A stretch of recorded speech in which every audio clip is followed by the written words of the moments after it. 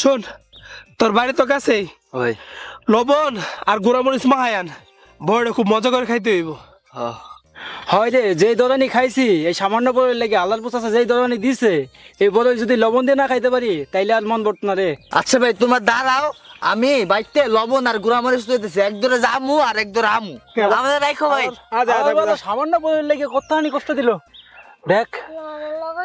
হারার পুত চাচা গাছে ফল হয়েছে তো পোলা মানে খাইবো, কি কষ্ট না? হ্যাঁ, তাই বলে এমনি ধরে নিতে দেব? ভিতর তো জানটা বাইরে হয়ে গেছে মনে হচ্ছে। হ, ঠিক কইছস। তোরাই ক, আম গোলা কেমন কোন গাছ আছে যেটা আমরা পাইরে খাই নাই?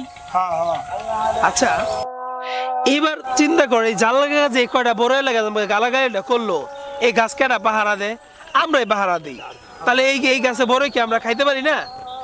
দাঁড়া বন্ধু, কয়দিনের মাঝে পুরা গাছ ফাঁকা করে দিন। হ্যাঁ তুই ঠিকই কইছস, হালাল বুঝে না খাইতে পারে। এই নীলেশালা আহে না কেন এমন? কখন গেছে ও বন্ধু? তুই যাতে বন্ধু একটু দেখ দি কই আছে।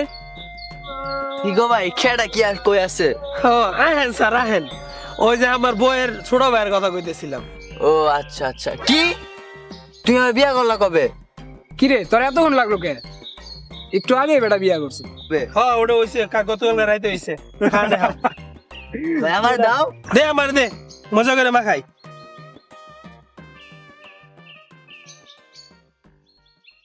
বালা করে বাট কাঠটা আগে শুরু করবো, কাঠ বালা করে বাট। আর দিস না, ও ছোট মনে পারতো না। ভাই আমিও খেলবো ভাই। সব বেটা তুই আর 3 বছর পরে খেলবি। হ্যাঁ ঠিক আছে। ঠিক আছে। আইলো